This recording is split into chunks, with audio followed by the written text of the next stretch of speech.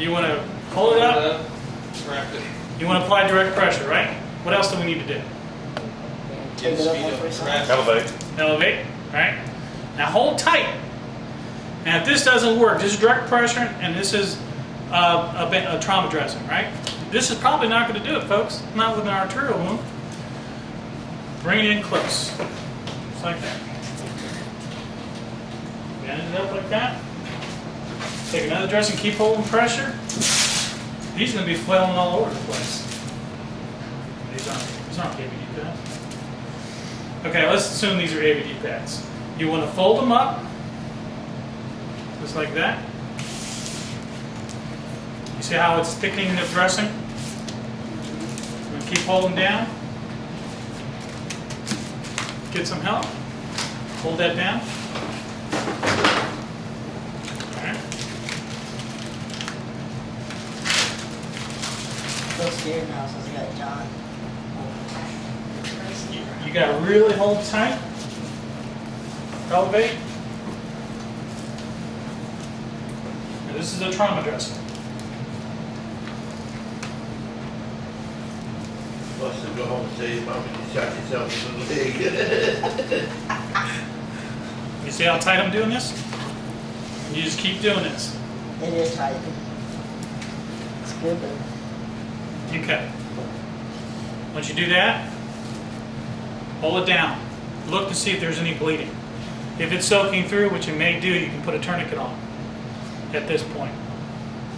But that's a trauma dressing where you've packed it with multiple dressings on top, wrapped it tight, elevated.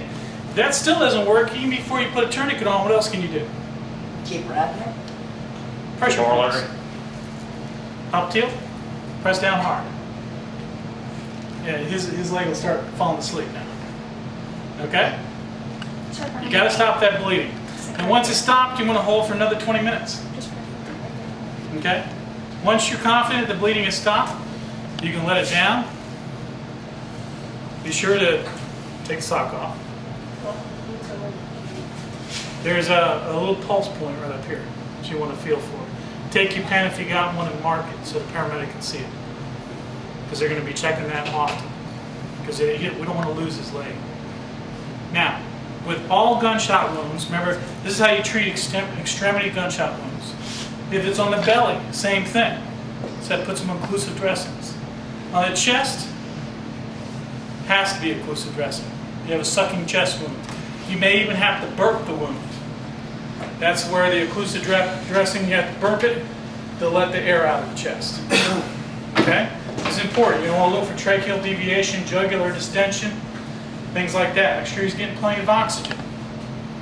Got to get the IVs going once the paramedics get there. Direct pressure, heavy dressings, elevate, pressure points.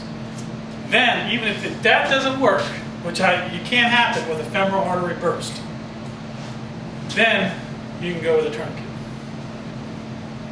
Anybody know why we don't want to use the tourniquet? Not because they amputate that limb. That's right.